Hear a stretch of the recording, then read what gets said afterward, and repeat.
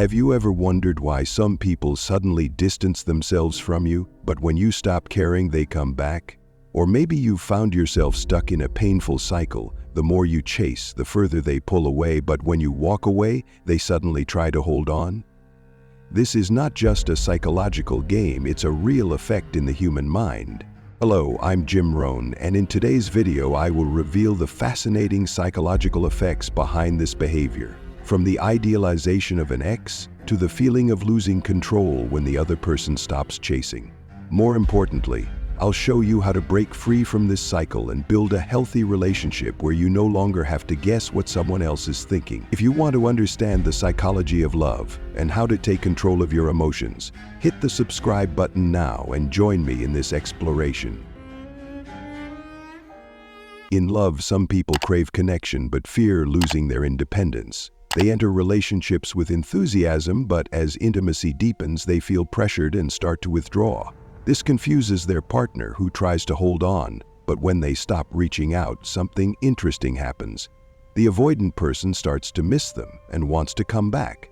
The reason lies in how they handle emotion. Growing up in an environment where emotional needs were not consistently met, they learn to protect themselves by maintaining distance.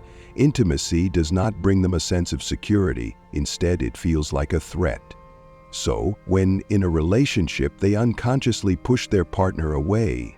But when their partner truly leaves, they no longer feel pressured and begin to idealize the relationship, remembering only the good moments and longing for what they lost. Mystery also draws them in. When they can't easily reach the other person, they start wondering, do they still think about me? Have they really moved on? This uncertainty triggers them to come back, but not necessarily because they are ready for a lasting relationship. If they don't change the way they face emotions and intimacy, this push-pull cycle will continue. Distance can be an opportunity for both to reflect. The avoidant person needs to learn to accept vulnerability, while their partner should set clear boundaries. Only when both change can the relationship break free from the cycle of fear and longing, moving toward a true connection built on understanding and trust. 1. The Zeigarnik effect. The avoidant gets stuck in unfinished relationships. The Zeigarnik effect is a psychological phenomenon discovered by psychologist Zeigarnik, which shows that the human brain tends to remember unfinished tasks more than completed ones. In relationships, this causes avoidant individuals, even after withdrawing, to remain preoccupied with their partner when they are no longer being pursued. When a relationship is left unresolved, the brain perceives it as an unfinished task, making it difficult for the avoidant to forget. For example, imagine reading a thrilling novel only to be interrupted just before the climax. You will feel the urge to finish it, even if it is not your usual preference. In relationships, avoidants often feel suffocated and withdraw, but when their partner truly lets go, they start longing, not because they have resolved their issues, but because they need closure. Take Alex, an avoidant individual. While dating Emma, he kept his distance, avoided deep conversations, and felt uncomfortable when she expressed too much affection. Eventually, Alex decided to break up to maintain his sense of freedom. However, months later, when Emma completely stopped reaching out and moved on with her life, Alex suddenly felt restless. The beautiful moments they shared resurfaced in his mind, making him question whether he had made a mistake. Not because he had genuinely changed or wanted to build a stable relationship, but because his mind could not accept an unclear ending. The Zeigarnik effect makes avoidant individuals idealize incomplete memories, creating the illusion that they have lost an important relationship. They begin to doubt, did I really make a mistake by leaving? However, they do not always return out of love, but simply because their brain seeks a clear conclusion. Understanding the Zeigarnik effect allows you to see how the brain and emotions operate, helping you make informed decisions when someone unexpectedly comes back into your life. 2. The Romeo and Juliet effect. The more they are prevented, the more they want to return. The Romeo and Juliet effect, named after Shakespeare's tragedy, describes a psychological phenomenon in which the more obstacles there are to a relationship, the more people desire it. Previously, an avoidant person might have felt secure knowing their partner was always there, but when their partner truly leaves and stops seeking them, they may experience an invisible restriction. Am I really not able to have this person anymore? This triggers a sense of challenge, making them want to break boundaries and try to reconnect, even if they previously wanted to withdraw. For example, Sarah and Jake had an unstable relationship. Jake, an avoidant, rarely expressed his emotions clearly and felt pressured when Sarah tried to get closer. After being pushed away multiple times, Sarah decided to give up, cut off contact, and focus on herself. At first, Jake felt relieved, but over time, Sarah's silence made him restless. Now that she was no longer an available option, Jake started longing for her, not because he was suddenly ready to change, but because the loss made her seem more valuable in his eyes. What does this mean? Avoidant individuals may not truly want long-term commitment, but the feeling of losing control and being locked out makes them want to try reconnecting. When their partner is no longer readily available, they begin to find them more attractive, not because of love, but because the sense of loss increases the perceived value of the relationship. The Romeo and Juliet effect reveals that in many cases what draws an avoidant person back is not genuine connection, but the barriers that unintentionally enhance the relationship's value. They may return not because they have changed, but because they want to reclaim what they can no longer have. Recognizing this helps you take a more realistic view of whether someone is returning out of true love or simply due to psychological impulses. 3. The endowment effect. We overvalue what we have lost. The endowment effect is a subtle psychological mechanism that causes people to assign greater value to things they once had, even if they didn't truly appreciate them at the time. For avoidant individuals, this creates a paradoxical emotional cycle. While in the relationship they may feel constrained, seek freedom, and fail to recognize their partner's value, but the moment their partner leaves, their mind begins to idealize the past. Distance suddenly makes their former partner seem more special, not because of true love, but because of the feeling of lost ownership. Imagine someone like Jake. Throughout the relationship, he frequently avoided intimacy and showed little enthusiasm for his girlfriend's caring messages. He always believed she would be there until the day she truly left. Suddenly, small memories, the sound of her laughter, the time she held his hand while crossing the street, became haunting.